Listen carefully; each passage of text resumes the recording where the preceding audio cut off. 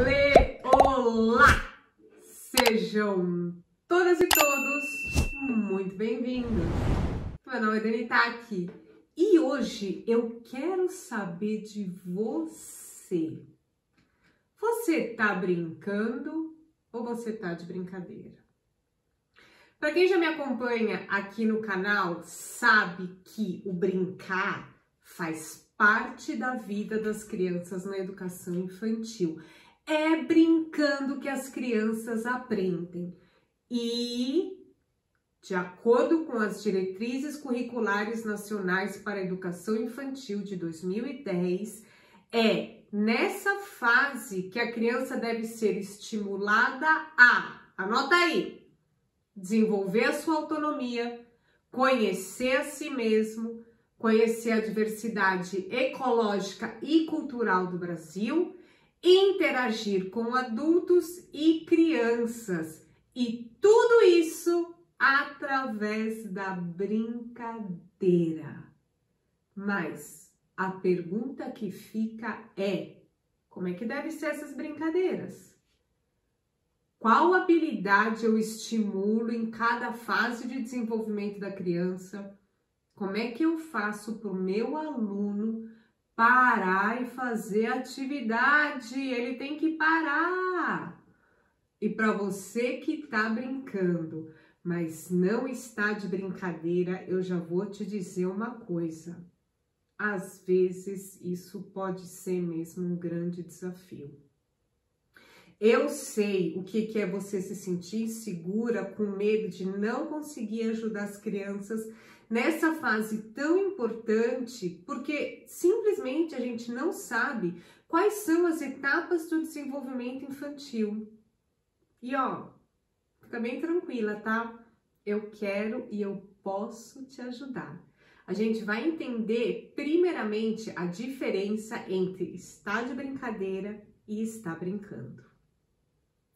Quando eu digo a gente está brincando, mas a gente não está de brincadeira, eu quero dizer o seguinte: quando a gente está brincando, ou seja, quando a gente prepara uma brincadeira, quando a gente prepara um jogo, essas brincadeiras, elas não podem e não devem ser simplesmente atividades soltas, desconexas, sem estrutura e sem finalidade. Toda brincadeira que está dentro do seu planejamento, ela deve ser orientada, guiada, ter um objetivo, uma intenção pedagógica que estimula nas crianças as habilidades que vão auxiliar quando o momento de serem inseridas no processo de educação, no processo de educação formal, chegar lá no final do ano no ensino fundamental. Se você está planejando, se você está aplicando alguma brincadeira sem um objetivo a ser alcançado, sem uma intenção pedagógica, você então está de brincadeira comigo. Mas eu sei que você não está de brincadeira comigo, porque afinal de contas você está aqui assistindo esse vídeo, não é mesmo? Ah, deixa eu te falar uma coisa. Nesse mês, agora, vai acontecer um evento ao vivo. Anota o nome, a data e os horários e já se programa.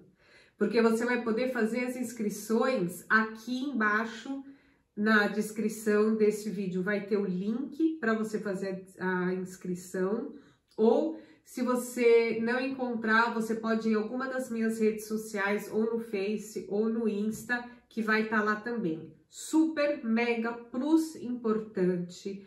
Entra no grupo do Zap sem falta, porque é o jeito mais fácil, mais rápido de você receber as notificações especiais, tá legal? As notificações especiais para o dia desse evento. Te vejo lá. A criança, na fase de desenvolvimento de 4 a 6 anos, era uma criança muito ativa. É normal que ela vai falar sozinha, ela inventa amigos imaginários, ela gosta de colaborar com os pais, então ela gosta de obedecer os pais, os professores e ela está sempre esperando uma aprovação, tá? Nessa fase também, ela está testando o limite, o que ela pode e o que ela não pode fazer. Ela também começa a querer buscar explicações do mundo, ela quer saber o porquê das coisas, ela quer saber como é que as coisas funcionam.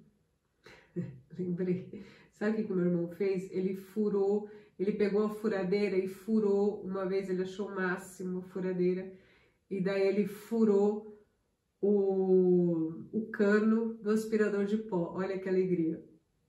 Era nessa fase.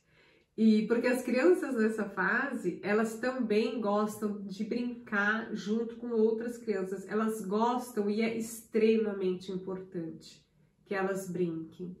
Com 4 anos, elas já são aptas a resolverem conflitos. Elas querem agradar os seus amigos, elas são capazes de compartilhar coisas e aumentam a sua capacidade de regulação de emoções. Então, você pode até reparar que uma criança nessa idade, você pode reparar o choro.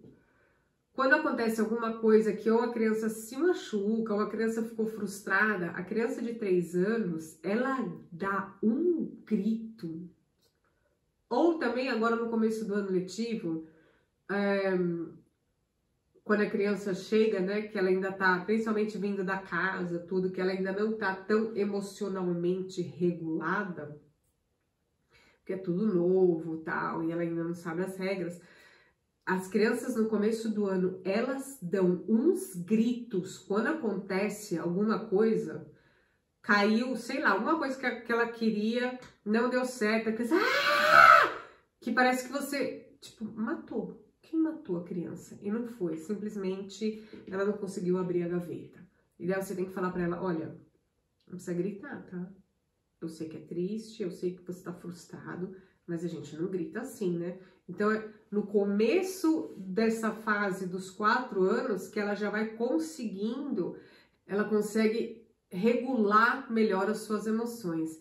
Mas ainda necessita de bastante ajuda para ela se expressar e ela ainda precisa de bastante ajuda para controlar de forma apropriada os seus sentimentos de acordo com a situação e o contexto.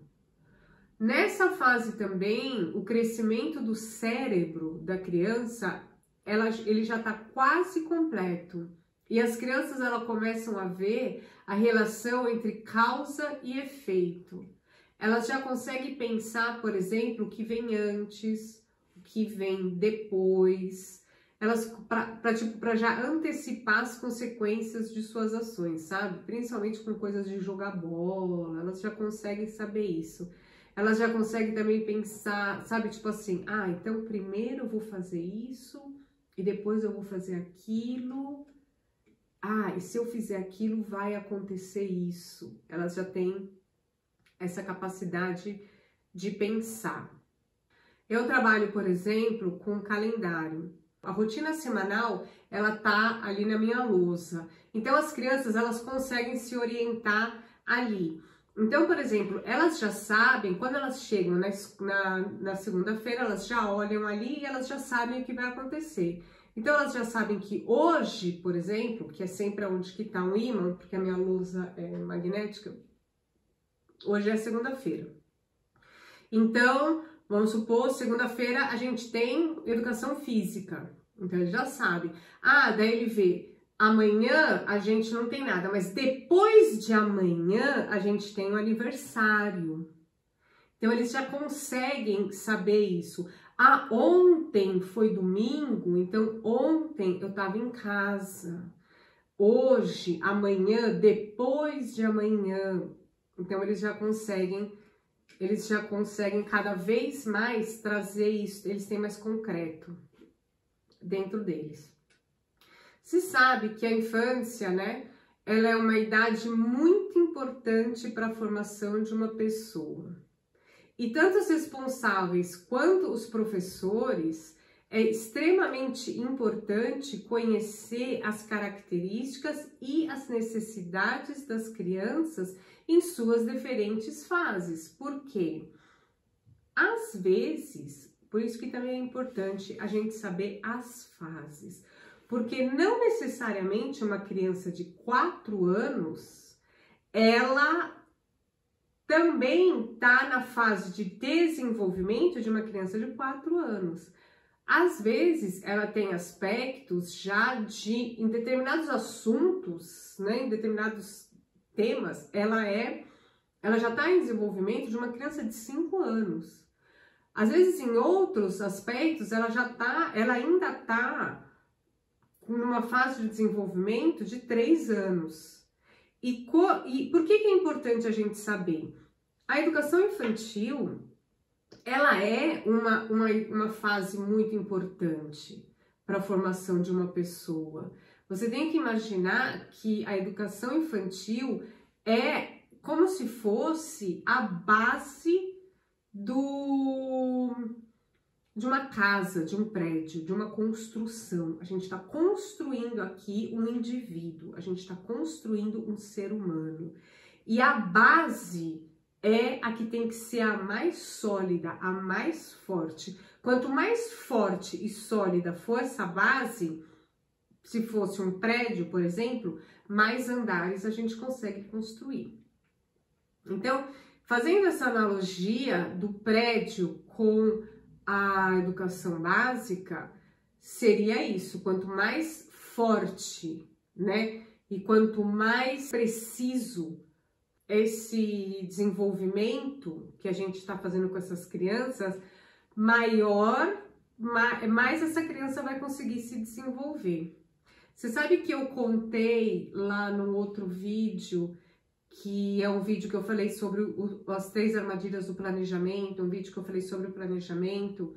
Eu falei sobre o pesquisador australiano Richard Roberts, que ele já escreveu um monte de livro e tudo, e ele falou, e ele é uma das pessoas que fala sobre educação socioemocional, o desenvolvimento da inteligência emocional e as suas vantagens, e que quando a criança, já nessa fase de infância, já desde a fase de infância, ela já tem essas habilidades e essas competências já desenvolvidas, isso vai ajudar ela lá na vida futura. Eles fizeram pesquisas e nessas regiões onde as crianças foram sidas, não, onde essas crianças, nessas escolas, né, da região, e as crianças que tiveram essas habilidades desenvolvidas já desde a infância, nessa região, tinha diminuído as pessoas que tinham sido presas, tinha diminuído a evasão escolar, que você sabe que também nos Estados Unidos é bem grande, né? Tudo isso por quê? Porque já desde a infância as crianças foram assistidas e elas foram desenvolvidas de acordo com sua fase de desenvolvimento e incluindo as competências socioemocionais. Então, é extremamente importante essa fase na vida do indivíduo, né? Então, presta bastante atenção nas características e nas necessidades das crianças nessas suas diferentes fases. Quando a gente faz isso, vai ficar muito mais fácil da gente conseguir entender alguns comportamentos infantis. Você fala, ah, isso é da idade. Também a gente vai conseguir reforçar atitudes positivas e a gente consegue dar os limites quando isso é necessário, porque sim, é extremamente necessário dar limites. Outra coisa que a gente tem que prestar atenção é que tanto os fatores que são hereditários como os fatores ambientais, onde a pessoa vive, o ambiente que a pessoa vive, tem um papel muito importante no desenvolvimento e no comportamento das crianças. Um complementa o outro, porque a criança, quando ela nasce, ela já traz de fábrica algumas características, né? Algumas características comportamentais. Tem crianças que têm um comportamento mais forte, tem crianças que são mais tímidas, e a gente tem também os fatores que são hereditários, e a gente tem os fatores que são também ambientais, que é do lugar onde você vive. De repente ela vem de uma família onde os pais têm pouco estudo, então elas chegam diferente pra gente, nunca ninguém leu uma historinha para elas, elas não têm vocabulário, o vocabulário é bem baixo, ou ela vem de uma família que tem uma expectativa que a criança já tem que estudar, já tá lá, que ela vai estudar na Harvard e ela vai ter que falar, sabe assim? Também tem, o que também não é bom. Então, tudo isso também influencia, né? Então, tanto os fatores hereditários, como o que a criança já traz dela mesmo e o ambiente que ela vive. Um, na verdade, complementa o outro. Que nem eu falei, né? Da herança genética, o temperamento. Tudo isso traz informações sobre algumas probabilidades, como que a criança já vai reagir, alguma tendência ali que a gente vai ter. Eu me lembro que eu tive uma vez uma criança extremamente competitiva, mas assim, extremamente competitiva. E ela não podia perder nunca, jamais, em tempo algum. Tudo para ela era uma competição. E ele tinha um irmão gêmeos, né? E eu lembro uma vez, gente, tudo era um perrengue. Tinha que colocar a jaqueta, que a gente ia brincar lá fora, e lá fora tava fazendo frio. Eu sei, e o irmão era super easy, e ele era super tranquilo. Eu sei que a gente estava lá colocando as jaquetas e eu estava ajudando alguma criança e de repente eu estou aqui, né?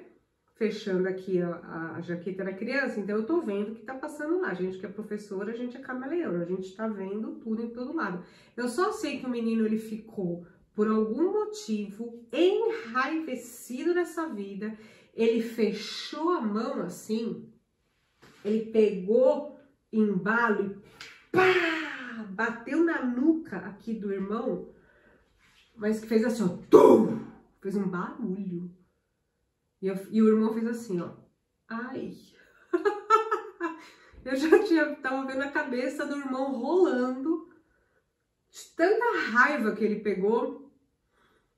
Falei, o que foi isso? E o menino assim, bufando. E daí o outro falou assim, não, é porque eu consegui fechar a minha jaqueta e a jaqueta dele tava prendendo. E daí ele ficou com raiva. Ou seja, ele ficou na cabeça dele, na cabeça de um, foi isso que aconteceu. Ele ficou com raiva e daí ele descontou em mim. Só que, na verdade, como eu já sabia que o menino é extremamente competitivo, na cabeça dele, ele estava competindo com o irmão. E a jaqueta prendeu e ele perdeu. Na cabeça dele, ele perdeu. E daí ele ficou com raiva de quem? Ficou com raiva do irmão e meteu-lhe, gente, um soco na nuca do irmão. Eu falei, pode parar. Chamei a mãe, chamei o pai, chamei todo mundo. Falei, não, gente, não dá. E eles faziam parte dessas famílias que meu filho vai para o Harvard, que ele é extremamente inteligente. E daí eu tive que fazer uma reunião com os pais e falar assim que ele era muito competitivo. E o pai falou assim, mas ser competitivo também é muito bom. Daí você também já percebe de quem, né, de quem ele herdou aquilo lá. E daí a gente teve que discutir, conversar sobre que sim, é muito bom, mas sim tem um limite, né? E eu tive que trabalhar com ele o ano inteiro. Na verdade, foram 2 anos, porque aqui na Suíça, a minha sala, ela é multidisciplinar. Então, eu tenho a criança entra com 4 anos, ela passa 2 anos comigo, então ela sai com 6 anos e daí ela vai para a primeira série, né? Para o ensino fundamental. Então foram 2 anos que eu fiquei trabalhando junto com a família e a criança sobre ser competitivo, sim, é bom. A criança era extremamente em casa, né? Ela treinava muito, jogava muito, ela sabia muitas coisas, mas que essa parte do social faz parte da vida e ela tem que respeitar. Você tem que perceber que isso, você vê, eram gêmeos, né? Cada um, cara, é muito bizarro, né? Cada um vem, apesar da mesma mãe, do mesmo pai, do mesmo dia, cada um vem com um temperamento de fábrica, né? E a gente precisa saber lidar com isso também. Então, tem a fase do desenvolvimento normal daquela idade, a fase do desenvolvimento que tá aquela criança, mais a herança genética, mais o meio ambiente onde ela vive, mais o temperamento de fábrica. Mistura tudo, sai a criança, põe 20 e põe na sua sala. Valendo! E é isso. E é isso. Então a gente tem que estar. Mas a gente sabe que a gente vai tirando de letra, né? Conforme vai passando o ano letivo, conforme a gente vai tendo anos e anos de experiência, vai fazendo cursos e a gente vai aprimorando e a gente fica espertíssimo e já sabe como reagir em cada um. Mas o fato é que isso também a gente tem que prestar atenção. Agora, quanto à linguagem que a gente também aprende, né? Ela depende necessariamente também de nossas experiências culturais. Então, se a criança vai aprender russo, japonês, inglês ou português, isso também vai depender do meio em que ela se encontra. Ou se ela vai ser obrigada, se ela vai dizer obrigado, se ela vai dizer de nada, ou ela vai dizer sai da minha frente, isso também é cultural, isso também é do ambiente que ela vive, isso não é genético. Outra coisa que eu acho que é bem importante dizer, que também é uma coisa cultural, é que a alfabetização, ler e escrever. Tem muita gente que acha que ler e escrever é um processo natural e tem muitas professoras na educação infantil que dá uma fechadinha de olho nessa parte do como é que eu vou desenvolver, como é que eu vou trabalhar, como é que eu vou preparar esta criança para uma alfabetização de sucesso. Mas eu entendo que também tem muita gente que fecha um olho por causa que tem muitas dúvidas ainda, né? Sobre qual é a maneira correta de preparar essa criança para a alfabetização, porque a gente não alfabetiza na educação infantil, tá? Escolas que estão alfabetizando são escolas que estão fazendo o que os pais querem, são escolas que estão super ansiosas, querendo queimar a etapa de criança.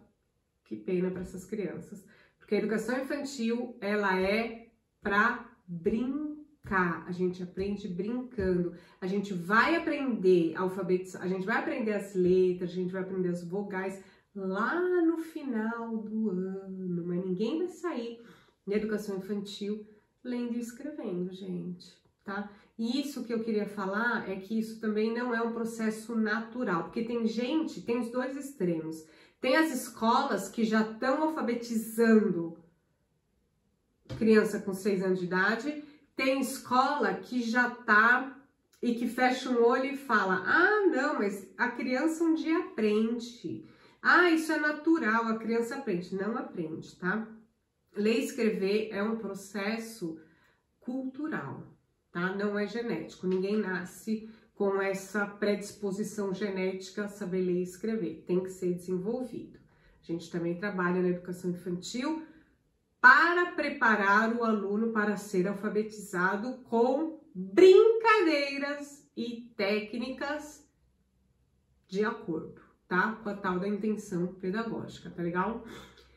Bom, voltando aos comportamentos, eu quero falar que tem muitos comportamentos que as crianças elas apresentam, são frutos também das suas interações com os responsáveis, né? Então tem muita criança que só vive no meio de adulto e você vê que ela é um pequeno adulto. e também da forma como esses responsáveis educam a criança e também da forma como é que essa criança ela se relaciona com a sua comunidade. Como é que essa criança, quais são as experiências que essas crianças estão chegando na sua escola, que elas estão trazendo? Essas crianças brincam num parquinho?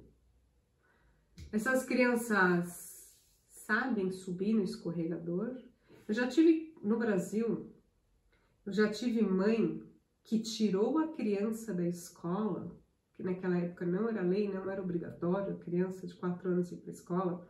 Ela tirou a criança da escola quando ela chegou lá para conhecer e ela viu, ela se inscreveu, ou ela ia se inscrever, nem lembro. Não, ela chegou a vir, ela foi meu aluno, acho que era Tiago, não nem lembro. Eu sei que um belo dia essa mãe chegou lá espontâneo para conhecer, para ver como é que estava o filho dela, se alguém estava, se ele estava lá na forca, se a gente tinha preso, né? Essas coisas de mãe ansiosa. Quando ela viu as crianças na balança, essa mulher, ela ficou branca, ela ficou desesperada. Ela pegou o filho dela e ela tirou o filho da escola, porque aquilo era muito perigoso. E olha, eu vou te falar que ela não é a única não, tá? Eu já vi muita mãe não levando a criança pro parquinho porque acha escorregador muito perigoso, acha balança muito perigosa, acha o trepa-trepa uma coisa de satanás de difícil e de, meu Deus, isso não é para criança, tá? Então, quais são também, isso também influencia no nosso planejamento, isso também influencia na nossa sala de aula. Qual é a relação que essas crianças têm com pracinha, brincar no parquinho? Ela frequenta uma igreja? Ela tem qual é a vida social dela? Isso também influencia também bastante no comportamento dela, tá?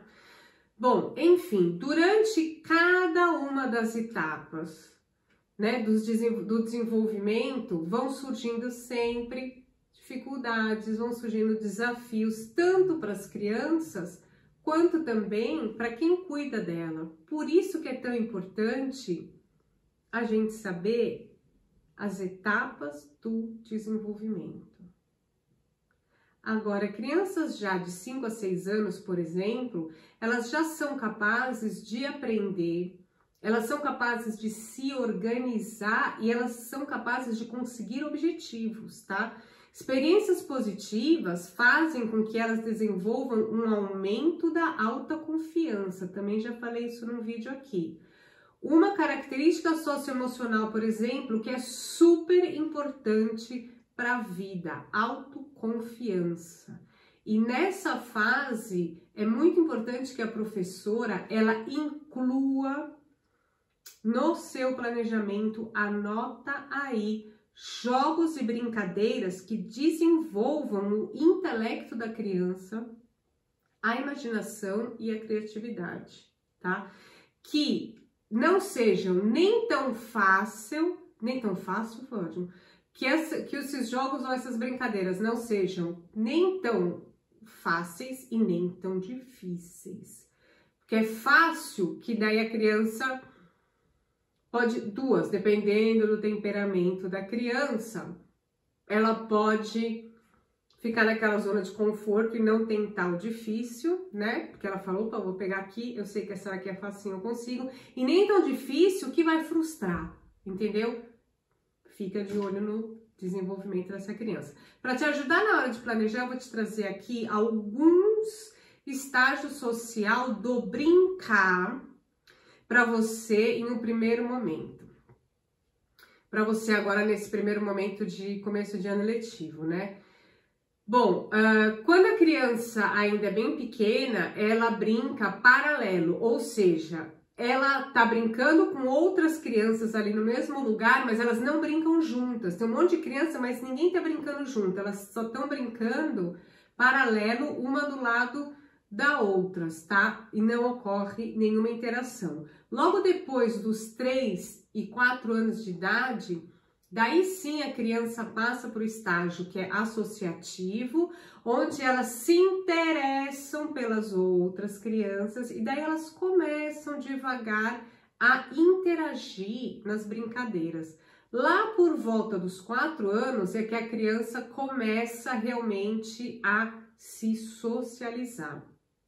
É nessa fase de desenvolvimento que elas iniciam a compartilhar ideias, elas compartilham brinquedos, elas conseguem jogar jogos com regras e com diretrizes ali que foram estabelecidas.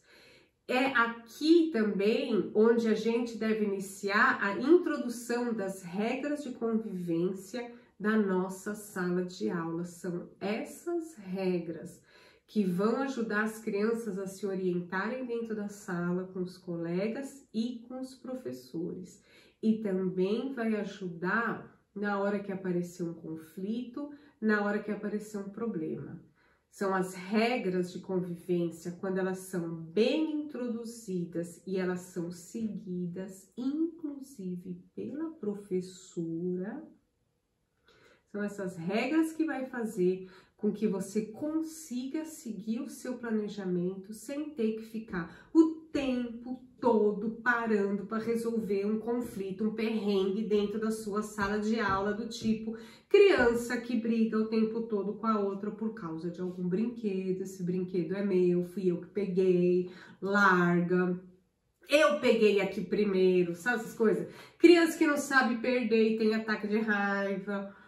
Criança que é mais tímida e não consegue se impor e dela também não consegue participar, tá?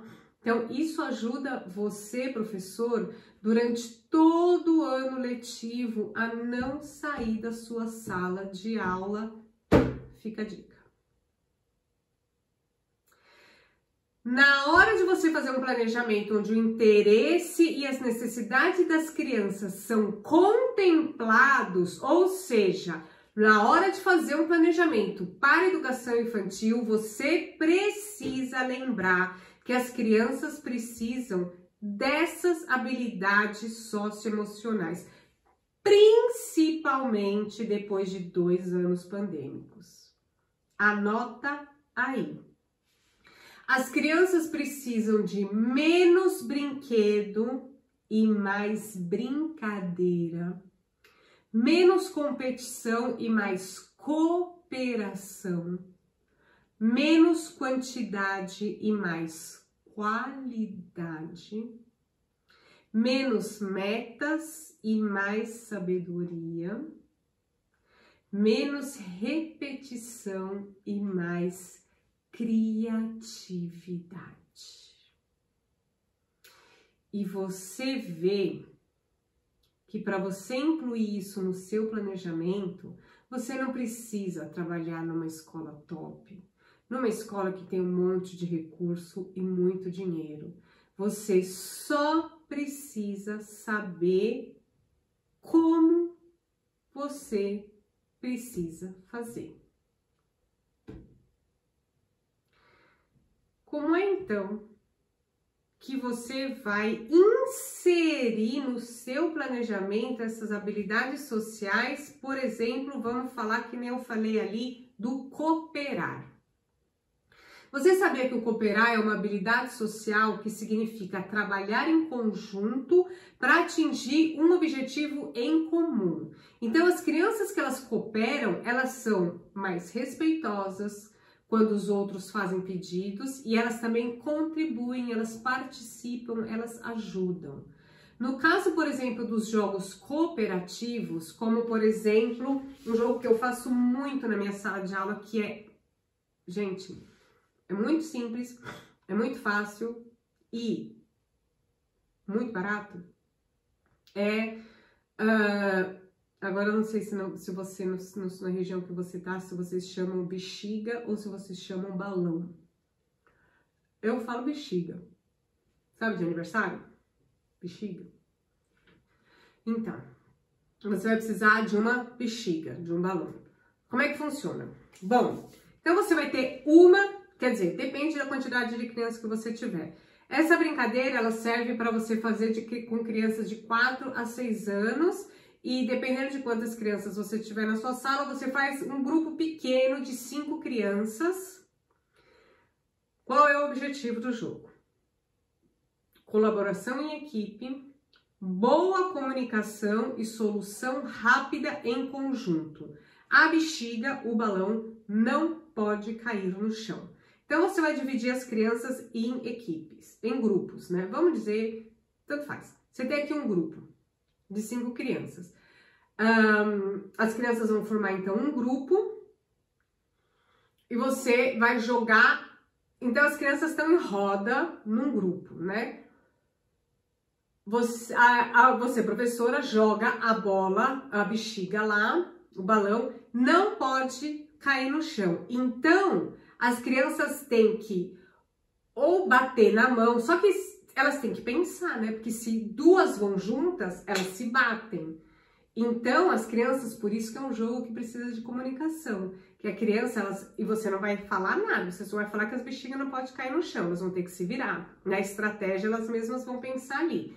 Então, elas têm que pensar que uma vai falar, vai com o pé, vai com a mão, é você. Daí um vai com o pé, o outro vai com a mão, vale toda a parte do corpo, vale da cabeçada, só não vale cair no chão. E daí a gente vê, você conta 1 minuto e vê se a bexiga não caiu no chão e você vai vendo como que funciona como as crianças, né? Qual é a dinâmica do grupo, como é que elas estão se comunicando. Você também vai ver se existe só uma criança que quer fazer tudo, sabe? Porque tem criança que só ela acha que ela sabe fazer.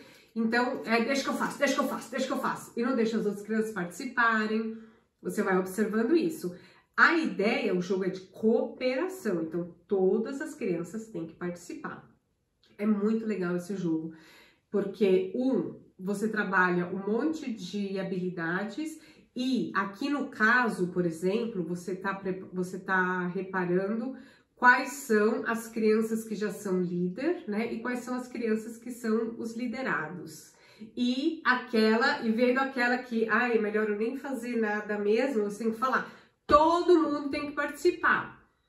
Se você vê que tem muita criança que fica lá parada e deixa os outros participar, você fala, perde o ponto, né? Então, daí o objetivo também já passou que a bexiga não pode cair no chão e todo mundo tem que participar. Porque, por exemplo, se você tem uma criança que nem eu, que é extremamente competitiva, já começa a gente saber respeitar o outro já na hora que você está dividindo as equipes. Por exemplo, o que aconteceu comigo, obviamente, naquele meu aluno que ele era extremamente competitivo, quando chegava a hora e alguém de dividir as equipes e vinha alguma criança que ele já sabia que era mais fraca, ele ficava emputecido da vida dele. E ele já começava a xingar, a gente vai perder, tá vendo? A gente não faz isso, verdade? Tem as regras. Você não gosta, inclusive eu já tenho até atividades que a gente tem que se colocar no outro e você sabe como é que você sentiu. Então você fala, lembra aquela vez que a gente fez a brincadeira da salada de fruta diferente? Como é que você se sentiu? A gente não gosta que fala isso, não é? E se ele não consegue, como é que você pode ajudar ele? Então a gente tem que trazer as estratégias para que a outra criança não fale isso, né? E para outra criança que realmente é mais ali, nem me importa se eu ganhei. Não, amiga. Todo mundo tem que participar. Aqui é um time que todo mundo vai fazer, tá? E tudo isso são competências extremamente importantes que a gente já tem que desenvolver desde pequeno, porque faz parte do mundo a gente trabalhar em equipe, a gente trabalhar num time, né? E todo mundo participar. Então, quando um não sabe, como é que eu ajudo ele para saber, né? Isso é o papel de um bom líder. Então, isso também faz parte da brincadeira. Que mais?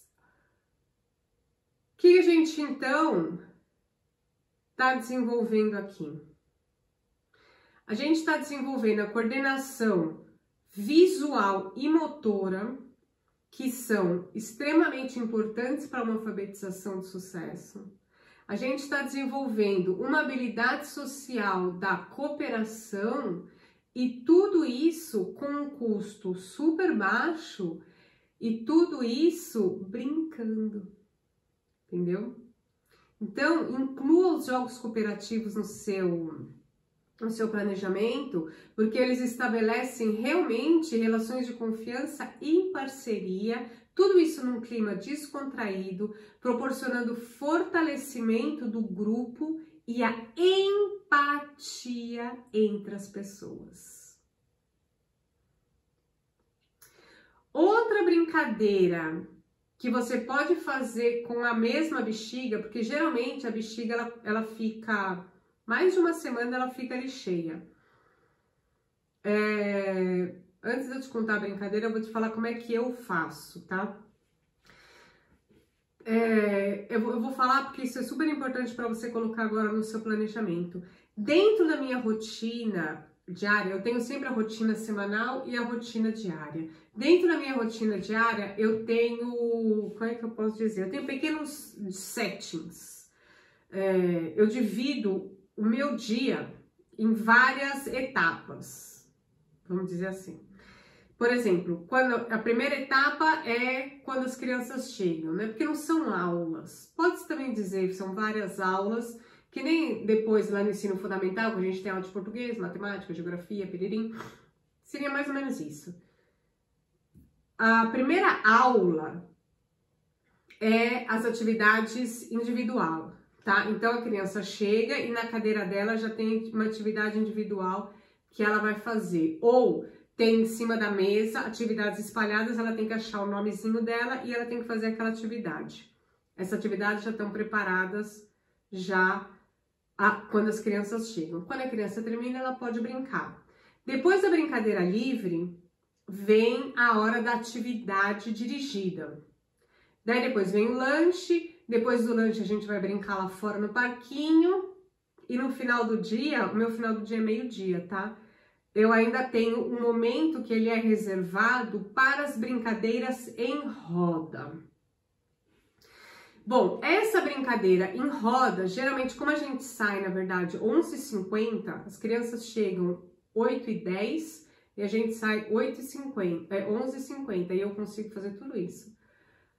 Porque é tudo meu mega muito planejado e super funciona. As brincadeiras. A gente tá falando de brincadeira, tá falando da bexiga. Geralmente nesse último momento eu tenho o chefe da roda. O chefe da roda ele tem sempre duração de uma semana. O chefe da roda é o que escolhe as brincadeiras da roda. Bom, eu tenho uma caixa, que na verdade é um baú de madeira, onde eu coloco as brincadeiras que a criança pode escolher.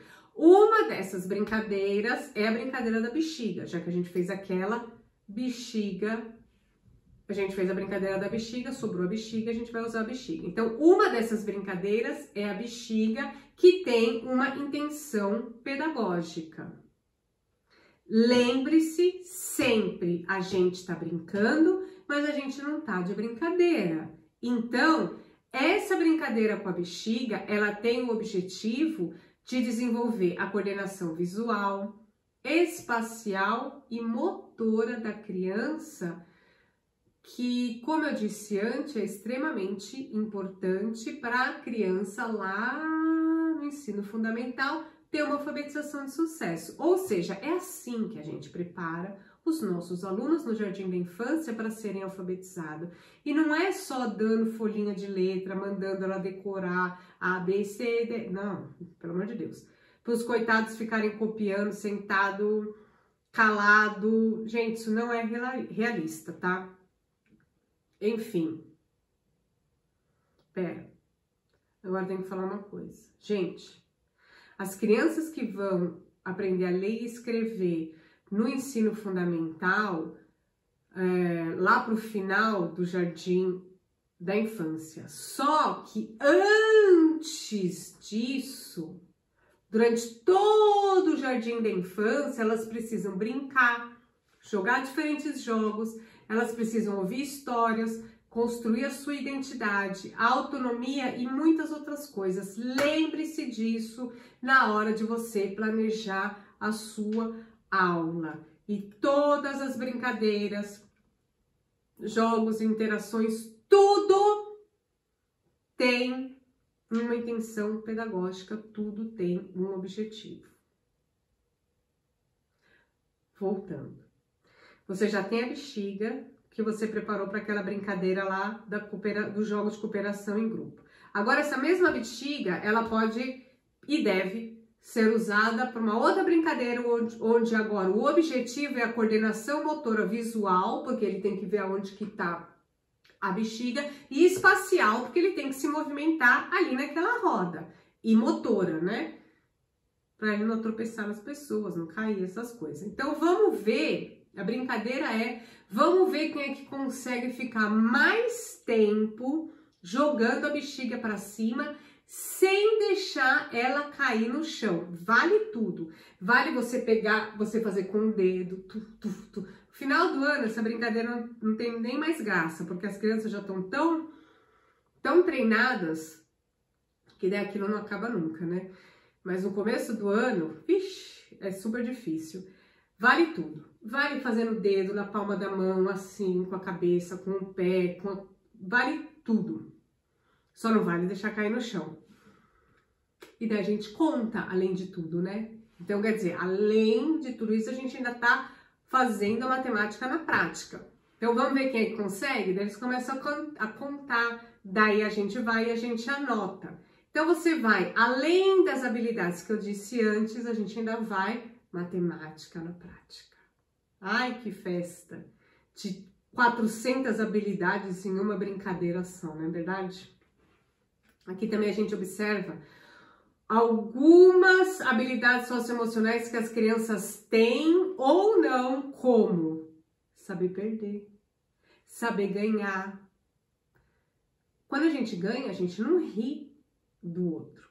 A gente se alegrar, a capacidade que a criança tem de se alegrar quando o outro ganha. Gente, isso é muito difícil também. A gente tem que treinar. Então, você viu só quanta coisa a gente está alcançando com uma atividade super simples. Outra brincadeira super simples é bolinha de sabão. É muito legal fazer bolinha de sabão e, além de ser muito legal, a criança aprende a manejar e controlar o ar, que ajuda na hora de falar com clareza, né? De pronunciar as palavras, né? Então, fazer bolha de sabão aprimora a criatividade, a imaginação, a percepção tátil e visual da criança. Você sabe que a criatividade é que ajuda a gente na hora de resolver conflitos e problemas na vida. Na vida adulta também. Então, bolhas de sabão melhora a respiração, que favorece a fala. Desenvolve a coordenação espacial, super importante na hora de aprender a escrever, sem ter que ficar de castigo preenchendo folhinha. A criança ela desenvolve também noções de direção e de posição do corpo no espaço e até de lateralidade. Bolhas de sabão, cara, é muito mágico, né? Mas olha isso, bolinhas de sabão amplia a atenção e concentração. Lembra que eu falei que sim, a criança ela tem que trabalhar concentrada, ela tem que ter a capacidade de se concentrar. Mas não precisa ser de castigo ali na folhinha. Criança que fica lá, que ela consegue, quando ela faz uma coisa legal, né? Você vê que ela consegue ficar lá horas, um tempão se concentrando. E daí ela vai experimentando e ela vai provando. Isso é super importante para ter uma alfabetização de sucesso durante toda a vida escolar, né? Além de pronunciar melhor os fonemas que a gente já sabe, fonemas, alfabetização. Olha lá, fazendo o quê? Até rima, bolinha de sabão. Olha quantas atividades e quantas competências a gente trabalhou aqui fazendo bolinha de sabão, uma atividade extremamente simples, barata, super divertida. Coloca no seu planejamento. Você viu só? Hoje eu falei sobre as habilidades sociais de cooperar e como os jogos cooperativos, que são os jogos de compartilhar, como eles unem pessoas, despertam coragem para assumir riscos. Gente, uma habilidade extremamente importante para nós adultos e que tem pouca preocupação com o fracasso, porque afinal de contas, são duas preocupações que não tem, que é o fracasso ou com o seu sucesso, né? Porque esses jogos, eles reforçam a confiança pessoal e interpessoal da equipe, já que ganhar e perder não são referências para o contínuo aperfeiçoamento de todos, não é? Olha quantas habilidades social e socioemocional a gente trabalhou aqui hoje, isso sem dizer que a gente já está preparando a criança para uma alfabetização de sucesso lá no final do ano. Eu espero muito que você tenha gostado, espero que você aplique e que depois me conta como é que foi. Até a nossa próxima aula. Te vejo lá.